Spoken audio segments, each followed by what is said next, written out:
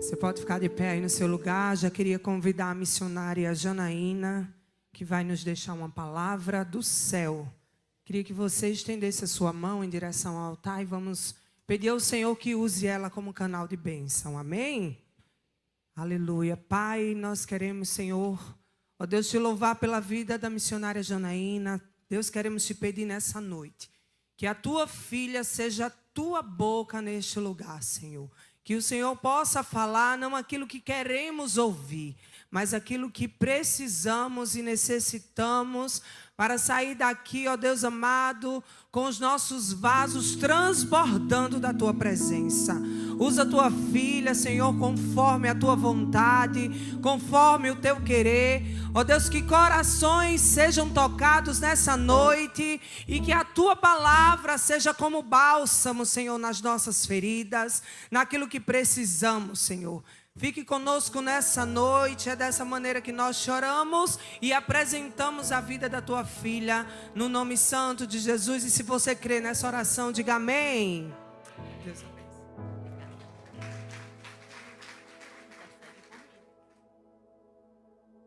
A graça e a paz do Senhor Jesus.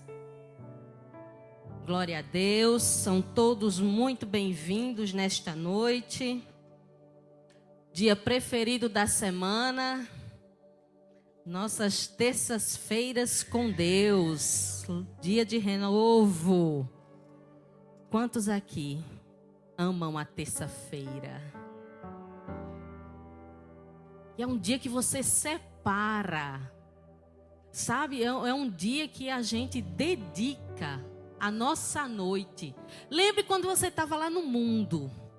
Onde é que você estaria numa terça-feira, uma hora dessa? Qualquer pretexto seria pretexto para estar em outro lugar que não fosse a igreja. Sim ou não? É. Mas o Senhor, que é o Deus que restaura, que é o Deus que resgata, que é o Deus que renova, que é o Deus que te ama, que é o Deus que entregou o próprio Filho por amor de mim e de você, disse: Ele é meu, ela é minha. No dia certo e na hora certa Ele marcou o encontro e olha você aqui, no lugar da bênção, no lugar que é o melhor lugar do mundo. Digo com toda certeza, digo como alguém que era também alguém do mundo, mas que o Senhor me resgatou das trevas para a sua maravilhosa luz. E hoje eu digo, não há lugar melhor de estar do que na casa do meu Pai. Aquele que me resgatou e me amou de verdade. Aquele que olhou para mim, além da minha impureza, além do meu pecado, além daquilo tudo que eu tinha feito, e disse: por ela eu também enviei meu filho. Eu também resolvi amá-la. Eu também quero ela para mim. E logo eu, que tanto falei de crente um dia, olha onde ele me botou. Hoje eu pago pela língua, porque eu dizia: eu no meio desse povo, esse povo é doido. Quero não, de jeito nenhum. Olha o que ele fez. Estou eu aqui falando dele, do amor dele, das promessas dele, de tudo que ele já fez e ainda vai fazer nas nossas vidas. Deus é bom. Deus é bom. E a sua misericórdia dura para sempre. Amém? Meus irmãos, nesta noite nós estamos iniciando, bota o banner para mim, por favor, da série de mensagens que a gente está iniciando hoje, né? Pastor Anderson aí, muito inspirado pelo Espírito Santo, nosso amigo Paracletos, chegou para mim assim, sabe, bem preparando, uma semana antes, e disse: você prega a próxima terça, né? E disse: vamos fazer essa série de mensagens. Tem o banner aí da série? Tem não? Mas será uma série de mensagens que vai falar de pecado, de transgressão, né? E do terceiro tema, que eu não estou me lembrando agora, mas deixa eu abrir aqui. Iniquidade, verdade. Aqui, ó. Hoje, pecado. Nós vamos falar sobre pecado. Obrigada, pastor, por esse tema. Olha, o Senhor me ama, eu percebi. Omissão. Na próxima terça vamos falar sobre transgressão e na posterior vamos falar sobre iniquidade. Então, para que você não perca a linha de raciocínio, para que você não perca o ensinamento por completo, eu recomendo, como boa professora que sou também do seminário, que não perca as próximas terças-feiras. Porque hoje é só o começo do que Deus tem para falar com a gente. Porque Deus quer falar com a sua igreja, Deus quer trazer a sua igreja para o ponto onde Ele quer que nós estejamos. E glória a Deus por isso, porque se Ele está fazendo é porque Ele se importa, porque Ele te ama e porque Ele quer você com Ele lá na glória. Porque se fosse outro, já tinha dito, ó, quero mais não. E hoje nós vamos falar sobre armatiologia, que é o nome em grego para estudo do pecado. E se tem, né, do grego, a expressão hamartia ou amartia, porque é com H, então depende de como você pronuncia, que no geral quer dizer errar o alvo. Mas que alvo é esse?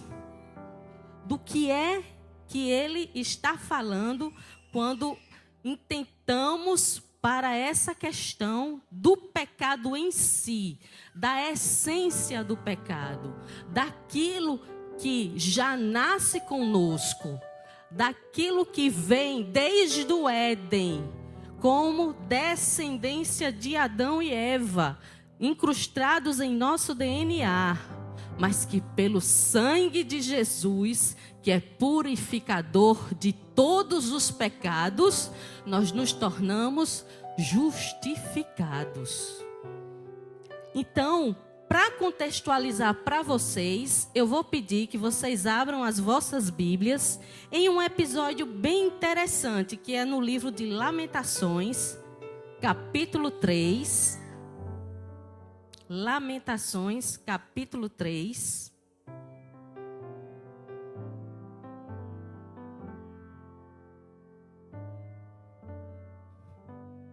Você que está em casa nos assistindo também, não perca as próximas terças-feiras. Vão ser estudos bem interessantes. Deus vai falar com o seu povo. Porque Jesus está às portas. Jesus está voltando. Jesus está voltando. A igreja precisa se alegrar quando escuta essa frase. Porque é para isso que você está aqui. É por isso que você morreu para o mundo. É por isso que você tem renunciado e tem resistido a tantas lutas e tantas tentações. Para que um dia, quando Ele apontar no céu, no seu cavalo, e vier buscar a sua igreja e o Espírito Santo que vai junto com ela, para que nós possamos participar das bodas do Cordeiro. Então, quando eu digo Jesus está voltando, eu estou dizendo as bodas estão próximas. A gente vai entrar pela porta da frente no céu.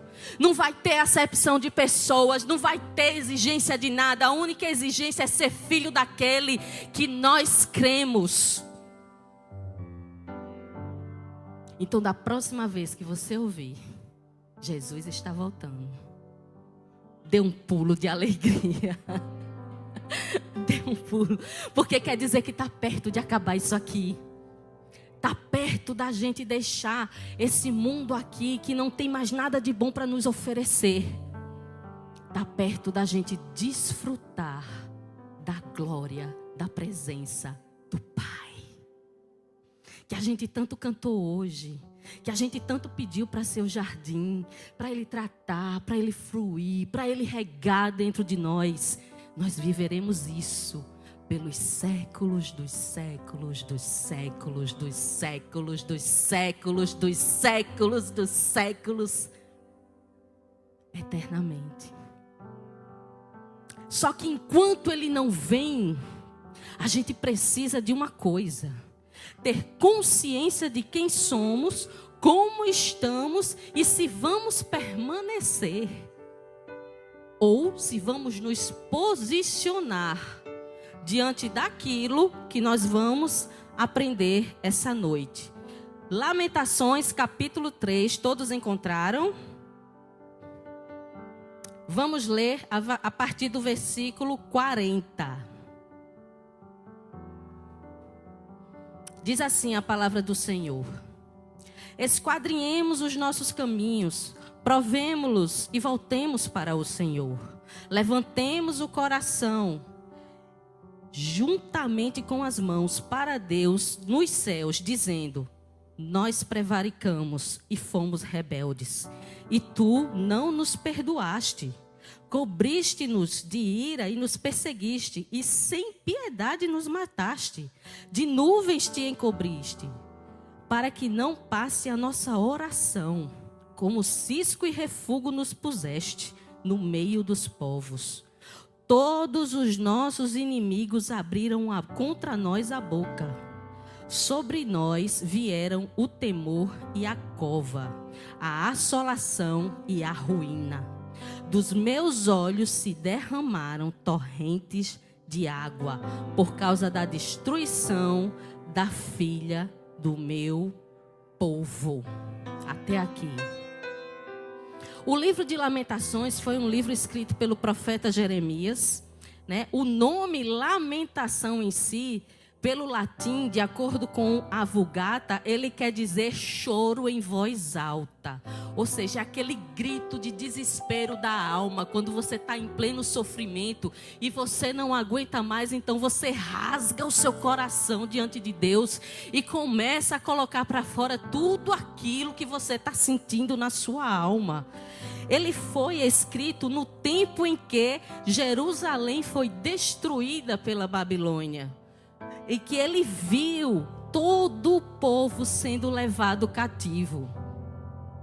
O que nós vamos ver hoje é que, da perspectiva desse profeta, que apesar de ter profetizado para Jerusalém durante 20 anos, dizendo: se convertam ao Senhor. Não adorem outros deuses. Não sejam misturados com outras religiões ou outros povos. Isso desagrada a Deus. Não vão por esse caminho. Não façam isso. E sendo escorraçado, sendo discriminado, sendo não ouvido, sendo desprezado porque falava o que não agradava ao povo, ele foi testemunha de que todas as profecias que o Senhor usou para falar se cumpriram. Inclusive o cativeiro na Babilônia. Então, esse é um profeta que ele está vendo tudo que ele falou se cumprir. Se fosse um de vocês, ou um de mim, ou alguém assim que não tivesse discernimento ou a presença, o que é que ia dizer? Eu não disse? Você não me ouviu? Está vendo aí? Não escuta Deus. Mas o que é que o próprio profeta faz? Ele olha para o cenário, ele se compadece, senta e chora pelo povo. Porque falta de compaixão também é uma maneira de você se distanciar de Deus. Ele podia muito bem dizer: olha aí, estão todos sendo levados, eu avisei, e ele não foi levado cativo. Mas ele viu tudo se cumprir. E infelizmente, ele teve que ser testemunha daqueles que estavam diante dele. E aí ele escreve esse texto que a gente leu como um desabafo como se ele estivesse colocando para fora. Mas Senhor, por que o Senhor fez isso? Por que o Senhor nos machucou, nos abandonou, nos deixou? Mas escute, eles tiveram o Senhor falando através de um profeta. João Pessoa tem igrejas falando através de seus pastores por mais de 100 anos nessa cidade, dizendo: arrependam-se, Jesus está voltando. E tem gente que não está escutando. Hebreus vai dizer: antigamente o Senhor falava através de sonhos de seus profetas, mas através de Jesus, que se tornou o sumo sacerdote, tudo se tornou possível e direto ao Pai. Mas ainda hoje, essa palavra é a maior profecia. Ainda hoje, o Senhor usa seus filhos e filhas por misericórdia para alertar a sua igreja. Não se corrompa. Não olhe para o mundo, não vá atrás de profetada, não queira coisa onde Deus não está, não queira movimento, não queira arrepio, não queira nada. Queira estar no centro da vontade de Deus. E aí, de acordo com isso aqui, estudando o texto, a gente passa a ver algumas atitudes que Jeremias tomou nesse texto, nessa oração, nesse choro, nesse clamor. E no versículo 40 e no 41, é como se ele estivesse fazendo um autoexame. Paulo vai dizer em Coríntios: examine-se o homem a si mesmo. A gente diz todo culto de Santa Ceia, não é assim? Mas a gente se examina honestamente. Ou o que vale para mim não vale para o outro. Porque se a gente se examinar, a gente vai ver que todo culto de Santa Ceia, a gente tem do que pedir perdão. Coloca para mim, por favor, Isaías 59:2. Vamos lá? 1, 2, 3. Mas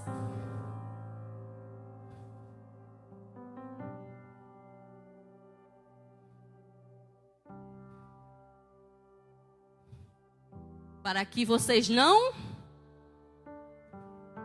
Quem é que coloca barreira? É Deus? O pecado. Mas quem peca? Nós. E o que é pecar? Já vimos, errar o alvo. Mas que alvo? O alvo é estar no centro da vontade de Deus. É entendermos onde Deus nos quer. É entendermos que quando Ele diz não, é para que nós não sejamos instrumento de Satanás lá na frente. É quando Ele nos nega uma bênção muito grande, disfarçada de maldição, porque algumas coisas o Senhor não coloca nas nossas mãos, porque Ele sabe que nós vamos nos perder. E nós esbravejamos, desobedecemos, não ouvimos e vamos contra a vontade de Deus. E vem as consequências. Pecado. Aqui vai uma aulinha agora do discipulado, né, Rafael? Rafael vai lembrar. O pecado é uma questão de escolha. Todos os dias nós vamos ser tentados, sim ou não? Mas quem é que diz sim e quem é que diz não?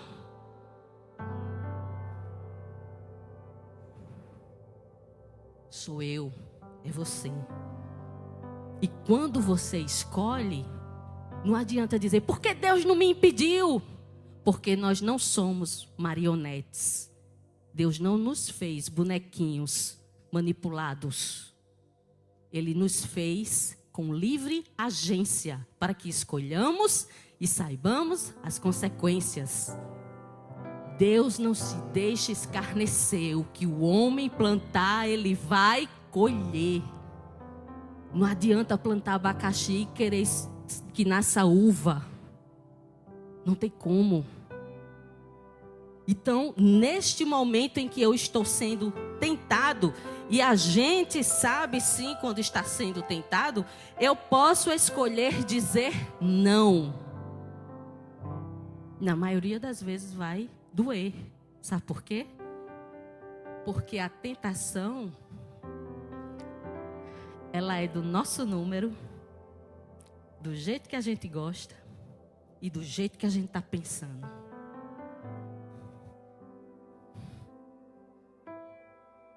Porque Satanás é astuto. Ele sabe o que eu e você desejamos.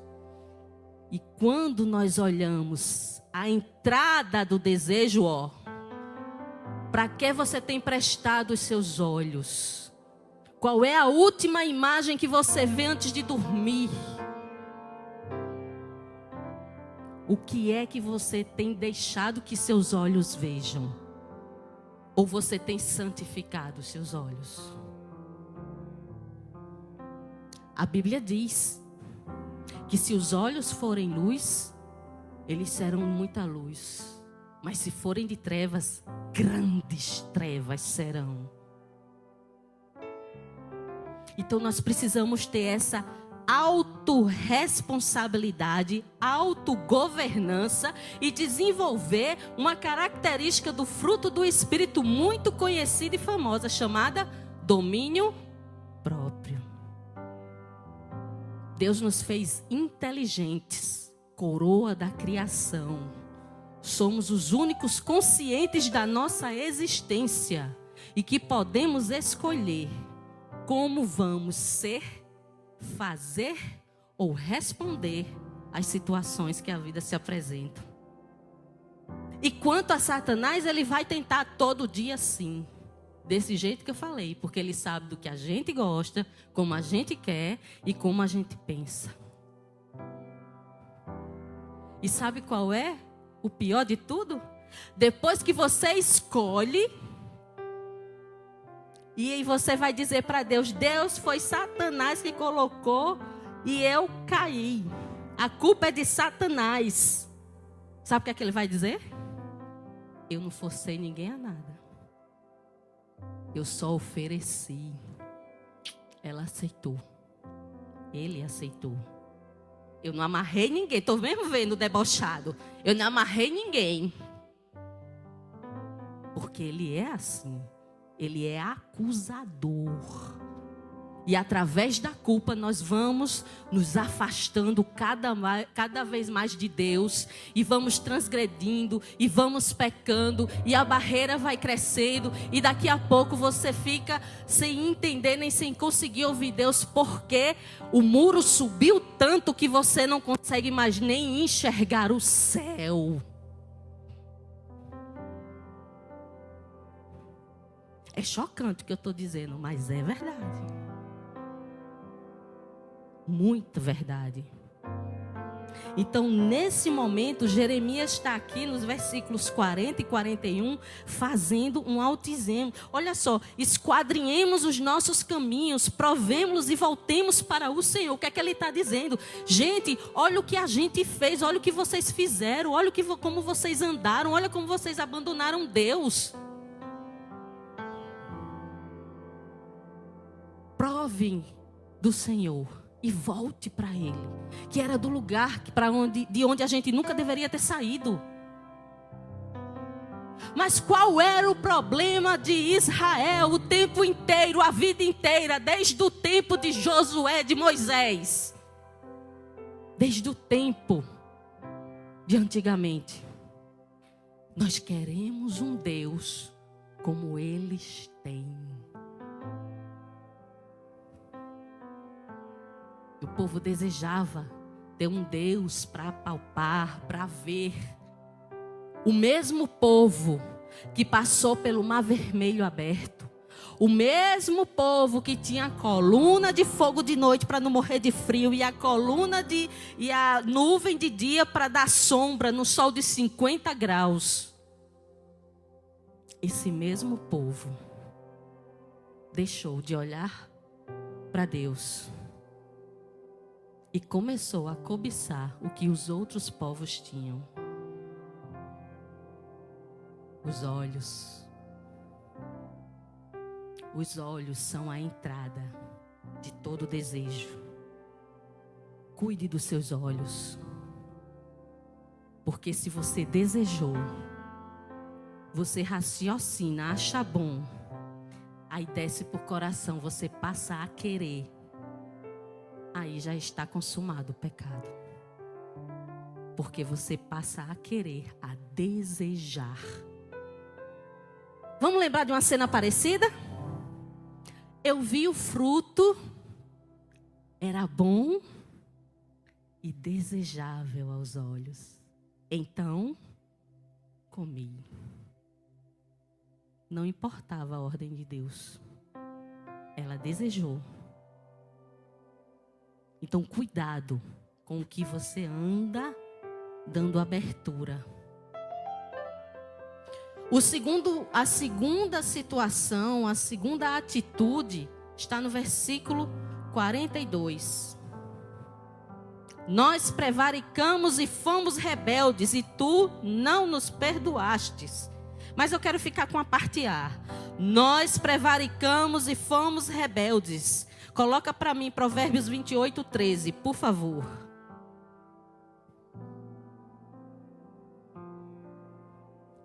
O que encobre as suas transgressões jamais prosperará.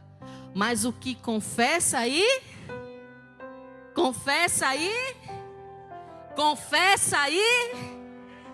alcançará a misericórdia. Então não é só confessar, posicionamento. Eu nunca mais vou olhar, eu nunca mais vou passar naquela rua, eu nunca mais vou conversar com aquela mulher sensual, eu nunca mais vou dar atenção àquele homem que liga para mim que não é meu marido. Eu não vou mais dar lugar ao diabo. Aqui nós vemos uma confissão. Prevaricamos, fomos rebeldes. Note que o profeta, ele se coloca como intercessor do próprio povo. Porque ele podia dizer, eles prevaricaram, eles foram rebeldes. Mas o intercessor é isso, entre sessões. Ele se coloca no meio de Deus e da pessoa ou do povo que pecou. E se coloca na posição. Então ele puxa para ele. Nós pecamos. Nós prevaricamos.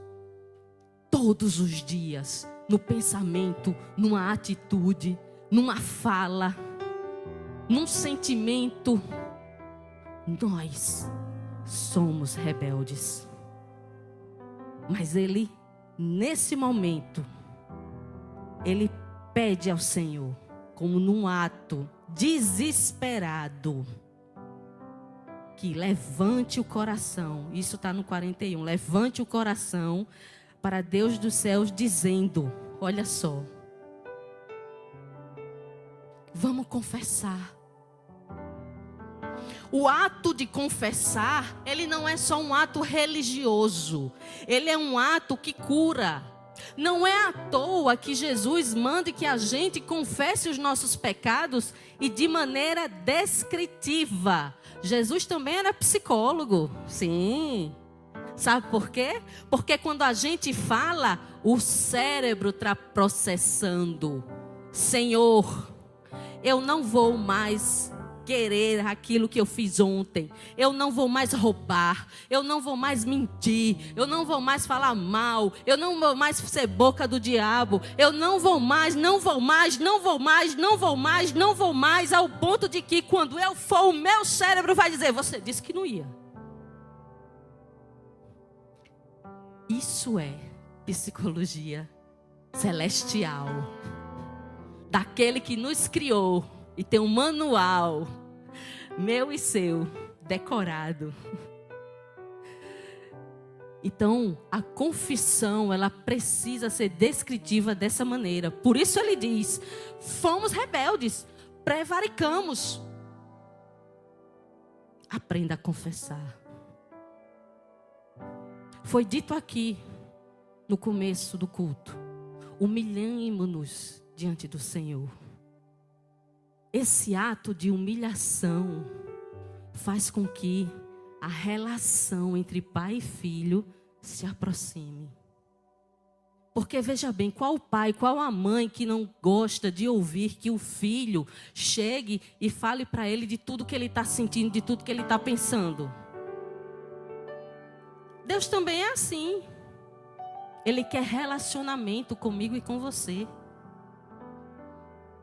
A última coisa que Deus é burocrático.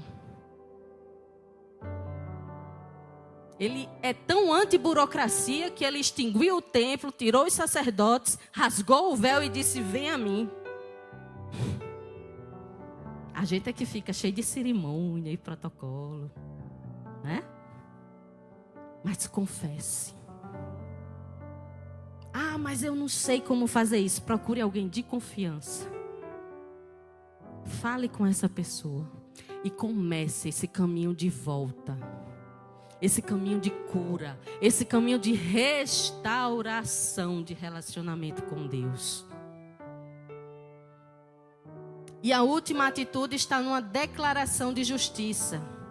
E aí ele fala até o versículo 48, né? Sobre nós viéramos o temor e a cova, a assolação e a ruína, enfim. Põe para mim Romanos 3, 23.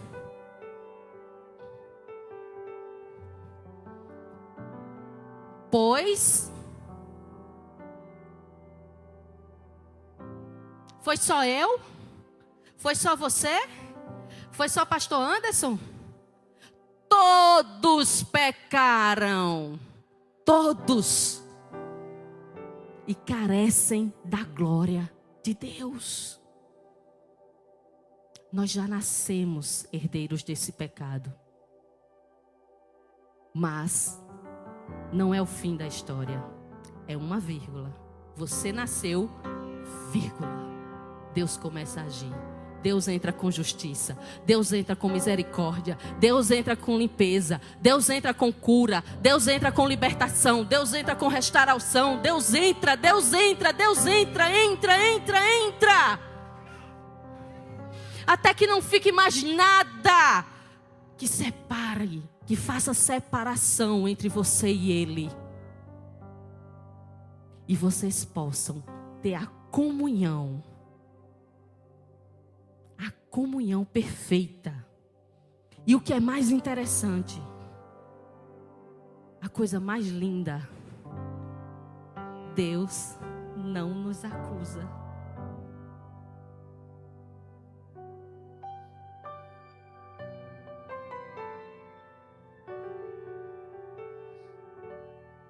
Ele podia nos fulminar.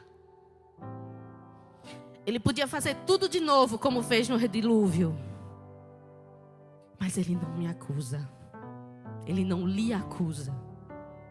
Ele diz: vem. Eu posso curar essa dor. Eu posso tirar essa mancha da sua veste. Eu posso libertar essa opressão que você está sentindo. Eu posso tirar essa tristeza do seu coração, esse peso, essa angústia. Eu posso transformar a sua vida. Ele não lança em rosto. Pelo contrário, Ele declara que todo aquele que crer em Jesus recebe poder para ser chamado filho de Deus. Quem de nós conseguiria fazer isso? Quem? Perdoar os assassinos do próprio filho, porque preferiram a Barrabás em troca da vida de Jesus. Era propósito, mas não deixou de ser uma preferência. Mas mesmo assim, Ele diz: você é meu filho, você é minha filha. Pecou? Pequei, Pai. como o filho pródigo. No auge da sua juventude, na flor da sua força, onde a gente jovem, né, pode tudo, sabe tudo, né? A gente tem todo o poder, totalmente vingadores, super-heróis. Ninguém me para, eu sei, eu faço, eu tenho, eu posso. Até ir parar numa pocilga, comendo as bolotas dos porcos. E entender. Não é isso que meu pai tem para mim. Não é isso que meu pai tem para mim. Ele tem para você vestes novas, um anel de honra e uma festa de boas-vindas. E a alegria, porque o filho que estava perdido voltou, foi encontrado, foi achado. E como o pai daquela parábola que eu fico imaginando, ele correndo em encontro ao filho que estava perdido e voltou. Assim a Bíblia diz que há festa nos céus quando alguém aceita o Senhor Jesus por causa disso. Porque o pecado não tem nada para nos oferecer. Por isso que é tão importante, é tão pregado que a gente mate a nossa carne, entendendo que é uma militância, é uma guerra, são dois exércitos. Um exército é a carne, outro exército é o espírito. Aquele a quem eu mais pender é aquele que vai ganhar, porém sabendo que as obras da carne terão apenas consequências carnais: vergonha, destruição, distância e a pocilga. Porque o diabo não tem nada de bom para lhe dar. Ele promete, não entrega e ainda lhe humilha. Deus sempre tentará de maneira pedagógica nos mostrar onde erramos e nos direcionar para o caminho de volta. É o que Ele está fazendo nessa noite. Não seja religioso só de vir ao culto. Tenha relacionamento com o Senhor. Porque a igreja não salva ninguém. O que salva é crer em Jesus Cristo.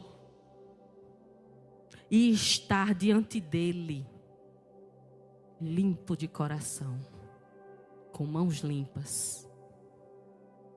Fique de pé nessa noite.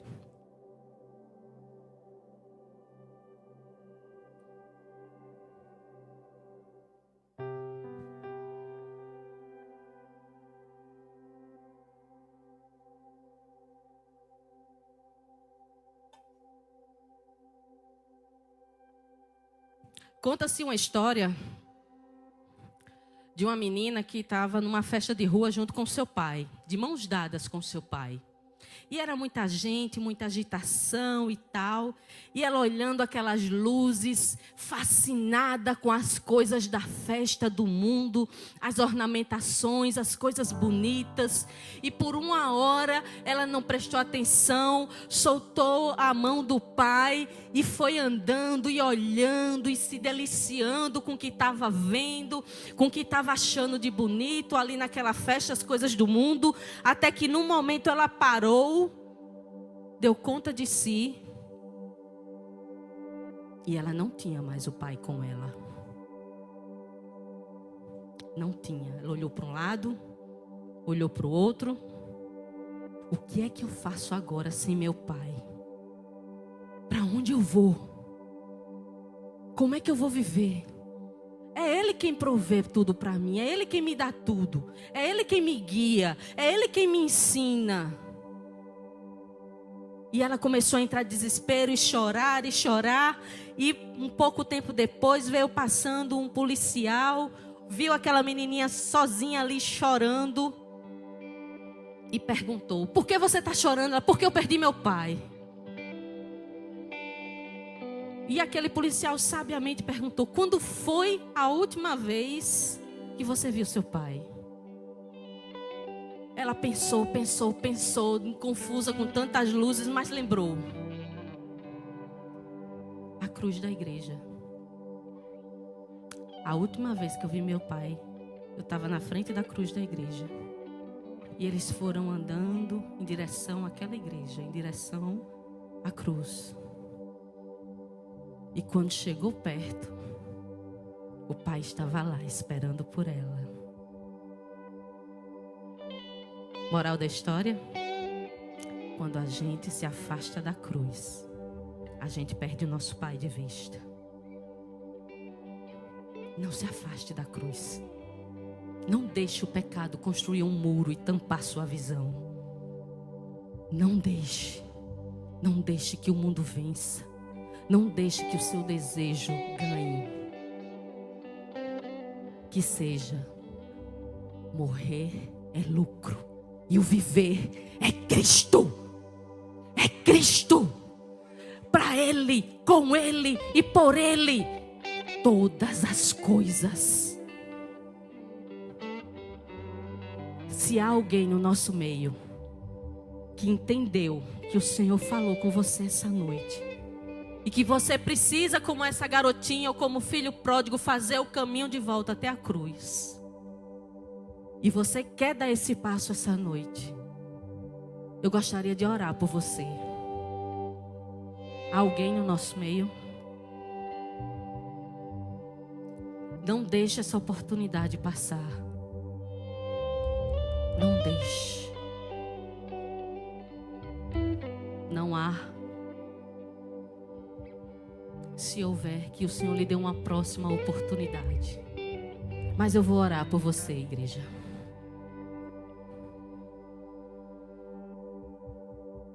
Vou orar por você. Se você está com alguém, se você está com um amigo, se está com família, dê as mãos, vamos fazer grupos de oração. Se você está sozinho, diga oi aí, ó, você. Diga oi para ela e vamos orar junto. Já começa fazendo amizade e oração. Coisa boa é ter amigo de oração, viu? É bênção do céu. Eu tenho umas ali que, meu Deus do céu, ó, uma está aqui. Amiga de oração. Chegaste, Magus? Amigas de oração. Tenha amigos de verdade que oram por você. Amigos que realmente batalham por você. Não fique sozinho, não fique sozinha. Vamos guerrear em oração. Pai, em nome de Jesus, eu quero nessa noite, Senhor, colocar a tua igreja em tuas mãos. Oh Deus, nós falamos aqui, Pai, sobre pecado, sobre errar o alvo, sobre um muro, ó Deus, que vai crescendo a cada dia, sem às vezes que nós percebamos, e vai tirando a nossa visão do alvo que é o Senhor. Em nome de Jesus, Pai. Nesta noite, Deus, eu quero colocar em tuas mãos cada família aqui representada, Senhor. Não só a igreja, como também, Pai, a equipe de louvor, a família deles, a casa deles, ó Senhor. Em nome de Jesus, Pai. Se há alguém, se há algum parente, alguém que ainda não aceitou, alguém que ainda, ó Deus, não teve essa visão, ou que um dia já foi e que hoje está com o muro separando a visão de Deus, em nome de Jesus, ó Pai, derruba esse muro, Senhor. Ó Espírito Santo de Deus, que convence do pecado, da justiça e do juízo. Ó, vai invadindo as nossas casas, vai invadindo os corações, vai chegando o Espírito Santo de Deus e despertando, ó Pai, para um novo tempo, para um novo momento. Assim, Senhor, como aquele filho pródigo que caiu em si, ó Deus, enquanto estava ali comendo as bolotas dos porcos, Pai. Que hoje, Senhor, hoje, ó Deus, eles caiam em si e entendam que longe do Senhor não há vida, que longe do Senhor não há caminho, que longe do Senhor não há salvação, que longe do Senhor não há, ó Deus, vida abundante. Longe do Senhor, Pai, pelo contrário, é somente enganação, é somente culpa, é somente dor, é somente separação, é somente solidão. Em nome de Jesus, Pai, toma cada um aqui presente também, Senhor. Vai entrando com providência de saúde, vai derrubando, Pai, as cadeias que porventura ainda insistem, ó Deus, em persistir. Em nome de Jesus, despedaça, despedaça, despedaça as cadeias, ó Pai, para que eles possam, Deus, fluir contigo e em ti, Deus. Em nome de Jesus, Pai, que o Senhor agora, Senhor, se faça presente em cada casa, em cada família. Ó Deus, nós clamamos pela Tua presença. Nós lamentamos, Senhor, pelos dias que nós pecamos, que nós erramos. Nós nos arrependemos, ó Deus.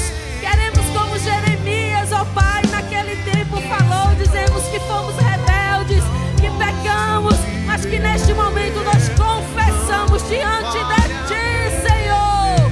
E dizemos, ó Pai, que vamos deixar uma conversão, uma mudança de direção, um novo posicionamento, uma nova atitude, um novo pensamento, que haja uma metanoia completa em nossas mentes, em nossos corações, para que nós entendamos, ó Deus, que o Senhor é o único, verdadeiro, poderoso, Salvador, Remidor, Resgatador. Ó Deus, escuta o nosso clamor nesta noite, Pai, para que nós possamos, Senhor, chegarmos confiadamente, Senhor, perto do Senhor novamente. Em nome de Jesus, toma a Tua igreja, Pai, nas Tuas mãos. Não permita, Senhor, que o que foi semeado hoje nos corações seja roubado. Que aqui haja somente a boa terra, que não haja solo rochoso, que não haja solo espinhoso, que não haja, Senhor, beira do caminho, somente a boa terra que vai frutificar, que vai crescer, que vai eclodir, e no tempo certo nós teremos, Pai, nós teremos testemunhos para contar do Teu grande amor e favor no meio do Teu povo, em nome de Jesus. A igreja diz: grite com vitória.